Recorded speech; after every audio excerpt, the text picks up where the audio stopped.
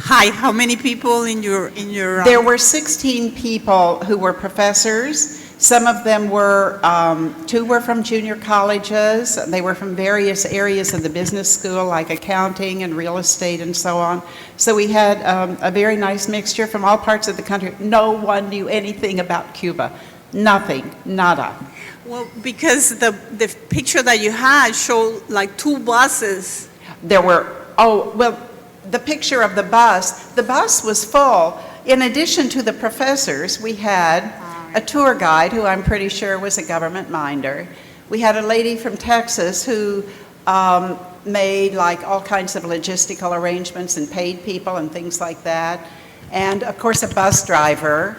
And then when there were presentations outside, I'm pretty sure in the university, the rooms that we were meeting in were, observed in some way. But we had some meetings outside, like in hotels and so on, and then there would be somebody in a black suit sitting in the back of the room, So it was a pretty big contingent. Thank you so much for this, Karen. I've been wondering, because of course I have lived in the Caribbean, and I have never been to Cuba, and I am interested, so I've looked into Rhodes Scholar and different programs. The prices seem prohibitive, and you're talking about people with a very, very low income. I mean, did you manage to get some prices, like when you go to restaurants, etc., so that I could figure out, I could go on my own, I speak Spanish, so maybe I can arrange a tour group from the church, etc., because Rhodes Scholar I saw for 4 days, it was something like $840 without transportation. So is that something you think I could possibly arrange or do? Well, I'll tell you, the first time that Irv and I went, we just went to Nassau, and a travel agent there made reservations for us. We didn't know what hotel we would be in, and of course you have to take cash because American credit cards don't work there. And they have dual currency. They have the kook, which is the currency that tourists use, and then they have the other money. When we were there 15 years ago, everybody was glad to get American dollars. This time, there seemed to be more use of the kook, which is the tourist currency, and prices for hotels and food were just comparable in kooks to what we would pay here. But a lot of prices were really cheap. For example, I can find it here.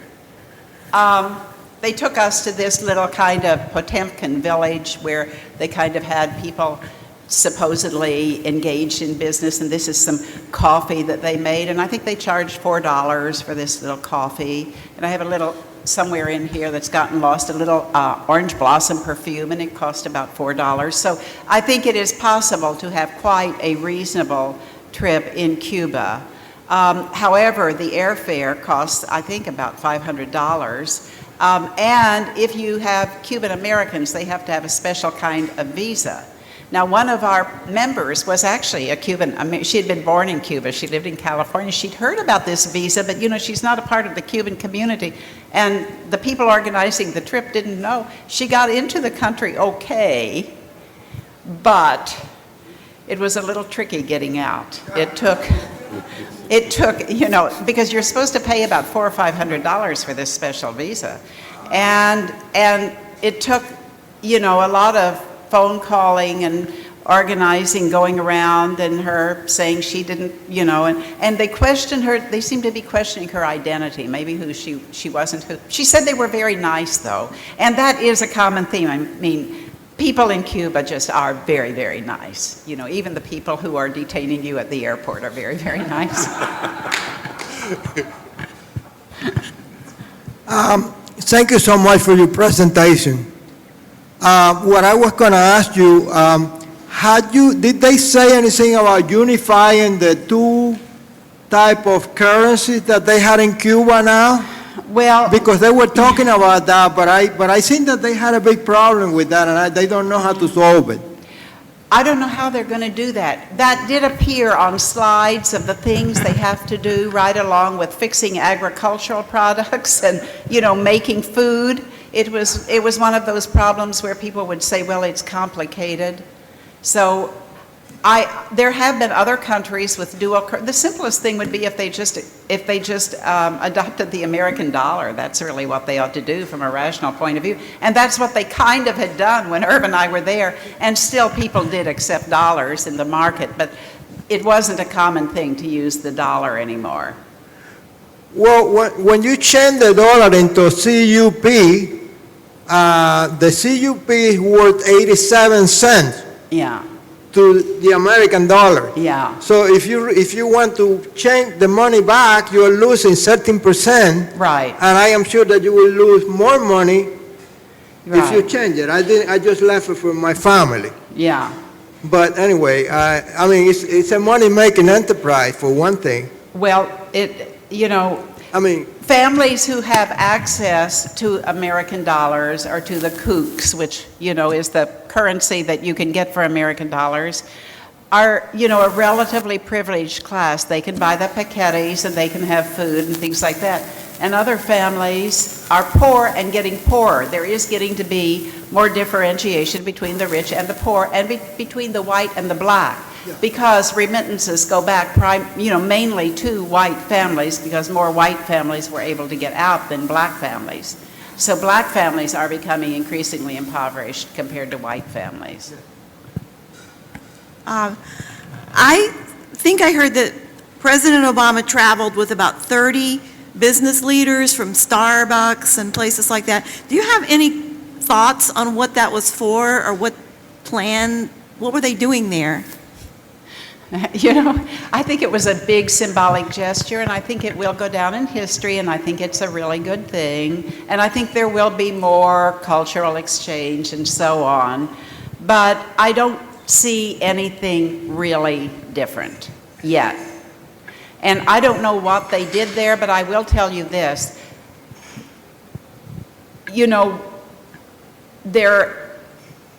Anyone who says that a lot of stuff has changed, I think, has not looked very closely. And truly, I think if I hadn't been along, our group would not have looked nearly as closely at what had not changed. I guess I was probably in my early 30s, and I remember when the revolution happened. My first child was born that year.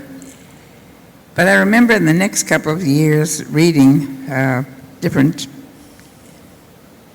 periodicals, and it's in my memory, and correct me if I'm remembering wrong, that at the beginning, Fidel did approach the United States and ask for help. And I've forgotten who was president then, but this article said he was turned down because people were still so sort of scared in this country about the Cold War and communism, and that he may have explained he wanted a liberal socialist government, and that he was turned down, and then he turned to Russia. Right.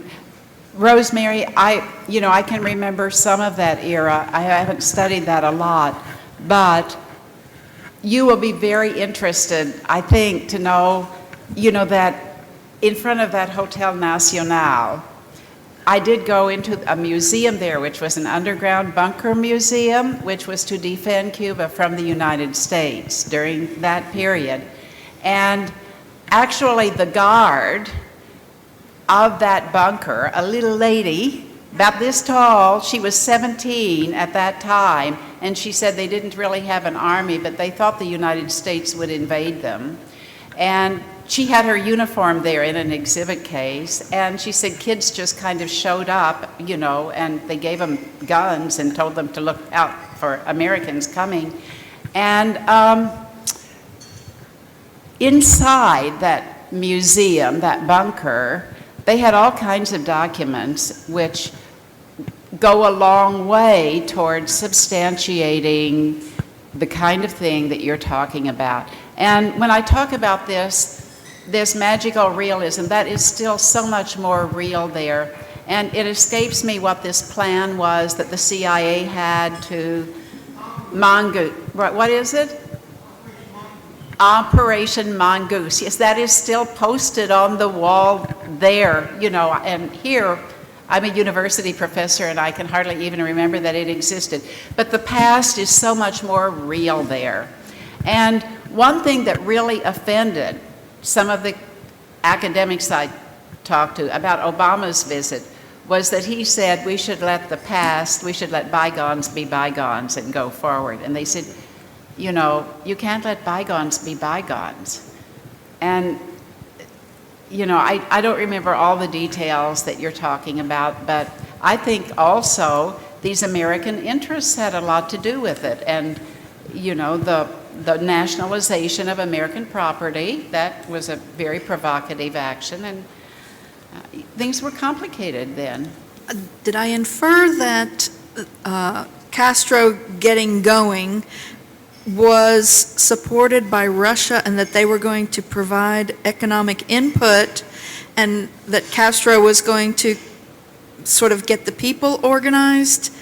And when did Russia stop supporting Yes, Cuba? yes, Russia was the supporter of Castro, and Russia put in a lot of economic resources. And I remember a couple of years ago at the University of Miami, at their cinema, there was a woman, a Cuban woman living in France, and she said, you know, everyone was always saying, oh, poor you, Cuba must have been, you know, so horrible. And she said, you know, when I was growing up, Cuba was great. The Russians gave us everything we wanted, and we just rode around. I mean, maybe she was exaggerating it, but she had gone back and interviewed her high school class. She said, it changed, and when it changed was with the fall of the Berlin Wall and during the Reagan administration, and the Soviet Empire broke up and there wasn't any money anymore. No. Okay. Okay. Okay. Let's get our expert here so that he can tell us the actual dates, and he has much more knowledge than anybody else here. Well, I don't have much more to say. The only thing I was going to say was that 1989 was when the Soviet Union split, and it became Russia and all these independent republics. And from that point on, 1991 was the time that they stopped completely helping the Cuban economy in any way. Because you not only had the help from the Soviet Union, but you also had the help from the Eastern European countries that also went down the drain. So anyway, that's the answer.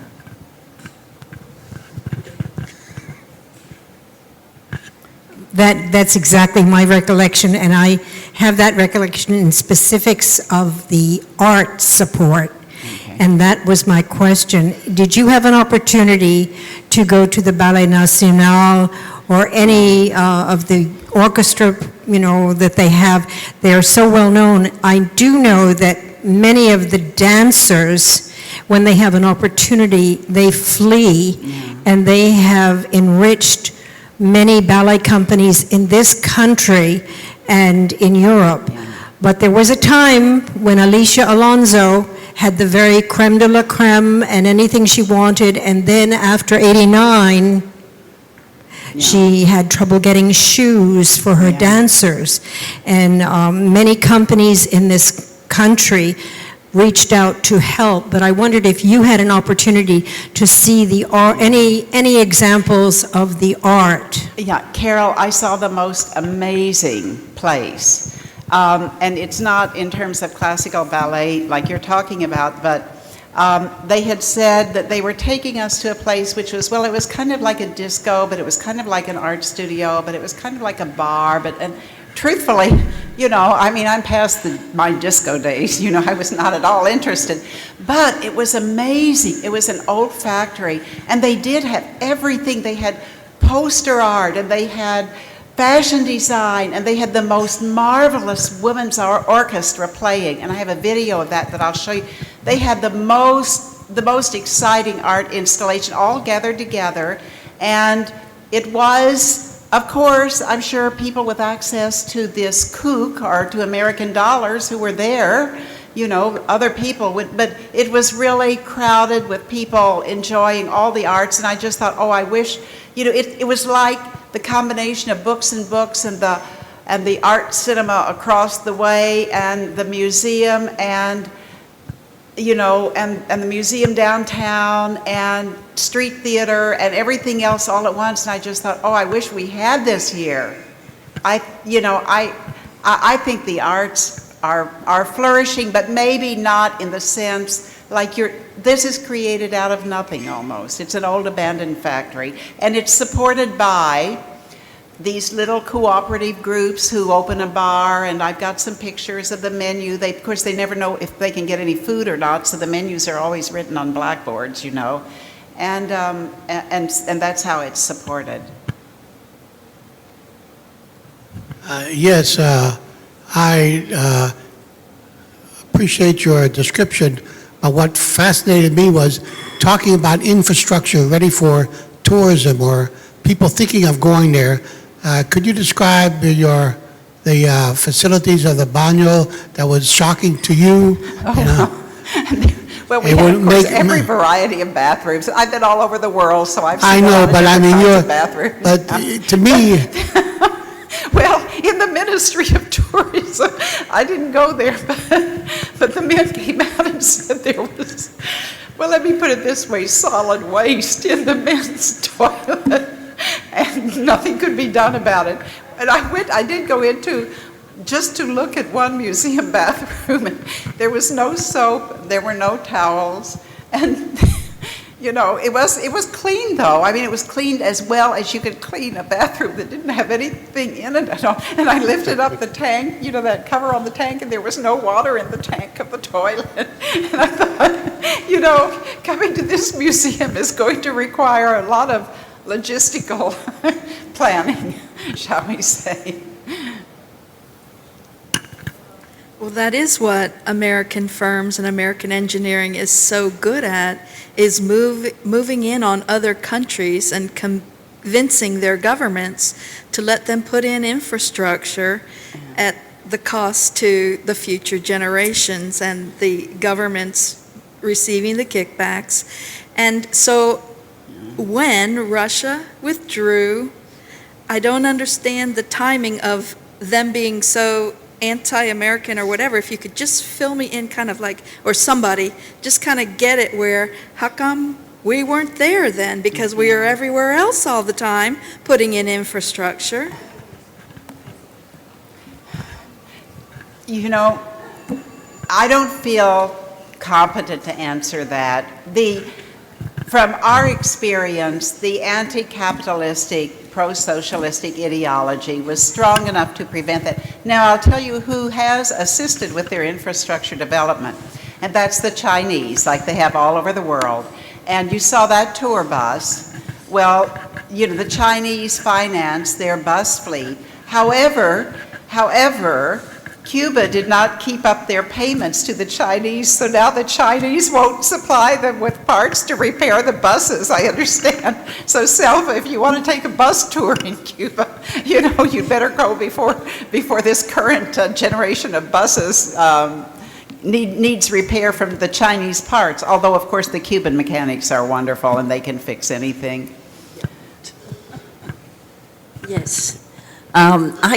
I would like to make a comment that I heard recently about a man that was with Castro in the very beginning, and he said that Castro had an interview with Gorbachev at that time, you know, and Gorbachev, when he saw him, he said, "You're so tall and your beard is so pretty."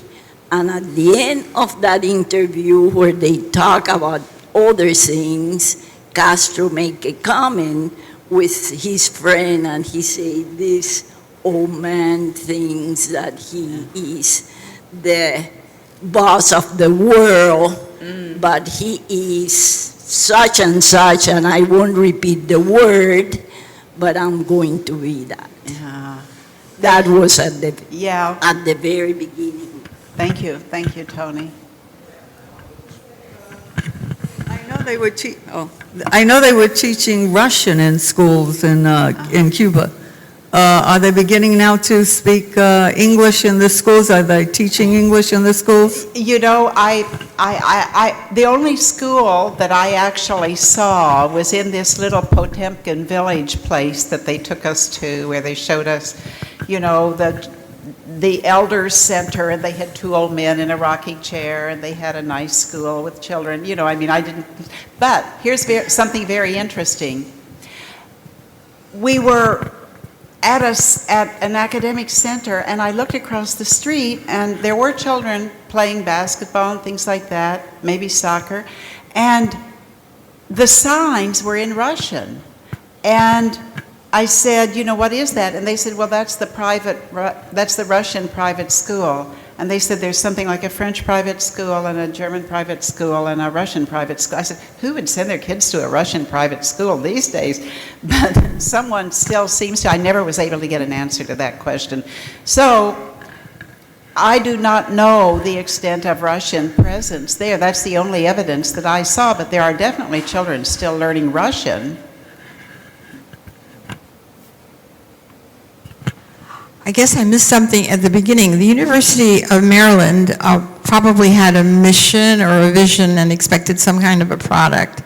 Could you explain to me? Because that would be the rationale for going, correct, as a group? Well, this unit at the University of Maryland is called the Center for International Business, Education, and Research.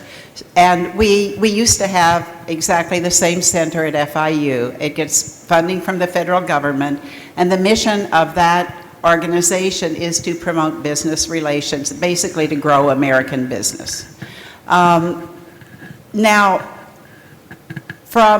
So that is what the mission of the cyber is, and they have a website, and they offer language courses, and they offer student exchanges, and they put on these faculty trips. I've been on faculty trips like this to Africa and South America before, offered by different institutions.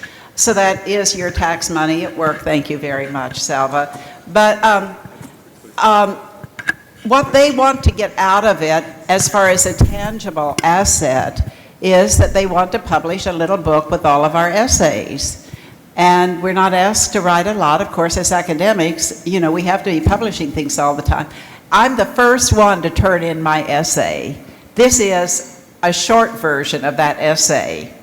And the only, so far, I presented this to my students this morning, and to you, and to our departmental assistant, who's a Cuban American, and she's texted me back that it made her cry because it was so real, and she was going to translate it into Spanish for her grandmother.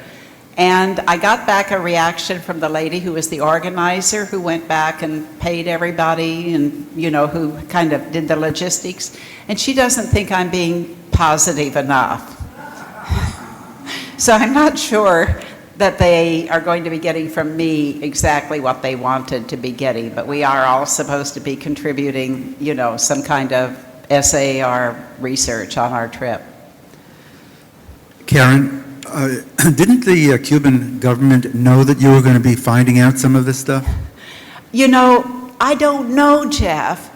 You would think so, but maybe not, or maybe they believe it themselves. You know, because we had the most ridiculous plans shown to us about, you know, these cargo ship container, you know, things that were going to handle thousands of tons and so on and so forth, and you know, in places they don't even have roads right now.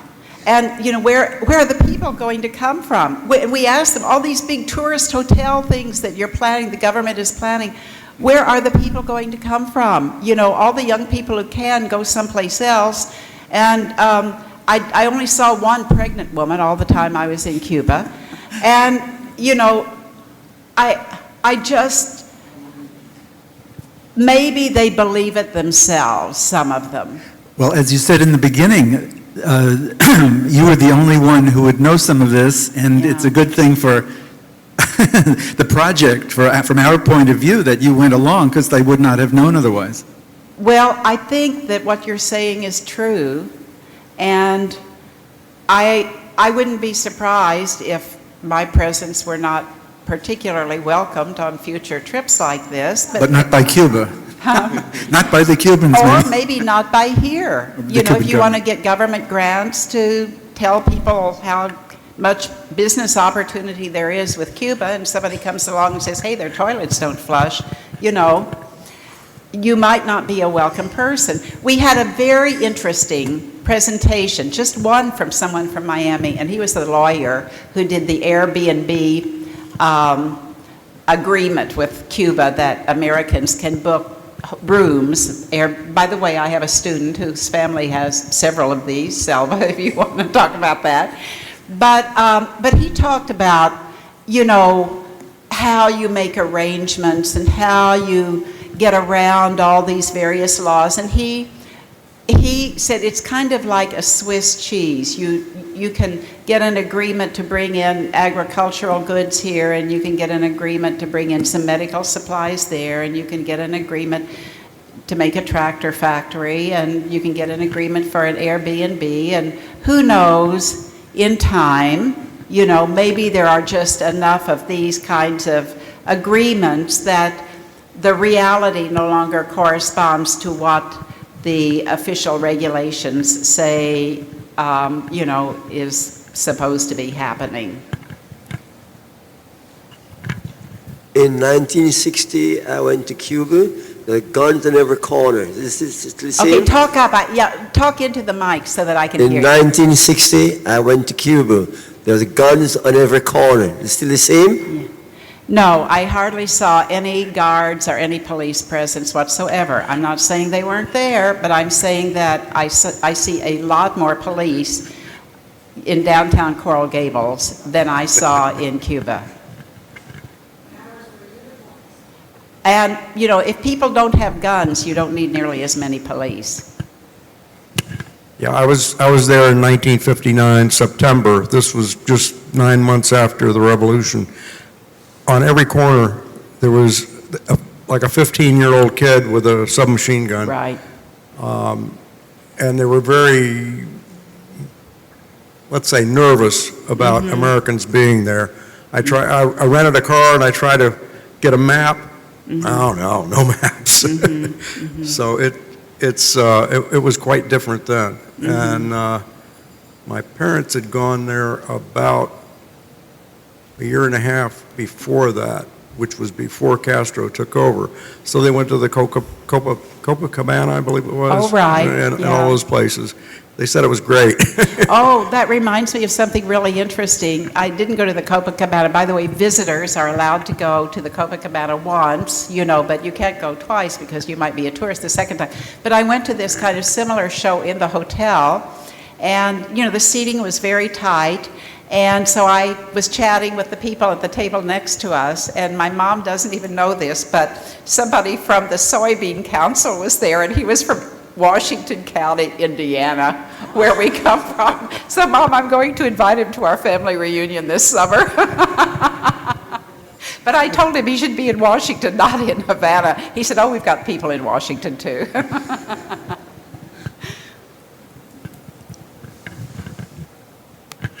I just read this the other day. My source is Vice News, so you know who they are. The 100 most militarized universities in America. And the argument is analogous to vocation versus liberal arts in terms of education and what we're doing in the country, and testing versus teaching critical thinking and creativity. But they cite 100 universities that are ever since 9/11, highly supported by national security, involve military schools, are GIs trained for continued systems engineering and cyber and Right. military things. The number one school on the list is University of Maryland. Okay, well, I would say that's interesting, very interesting. That kind of reminds me a little bit, since we're talking about, hidden things. When Irv and I were in Bolivia, we met an old man in the jungle there who said when he was a little boy, he had guided Che Guevara through the Bolivian jungle, and that Che had in fact been killed there, and they had brought him into his little town. He said people still come back to kind of try to, do a pilgrimage there or something like that. You never know if these stories are true, but, I kind of tend to think, why would someone make something up? I tend to believe stories like that. But Che, I think, was the charismatic one during that period. Now I don't think anyone has any charisma. They're bureaucrats. Okay. Any more questions? Thank you. Thank you so much.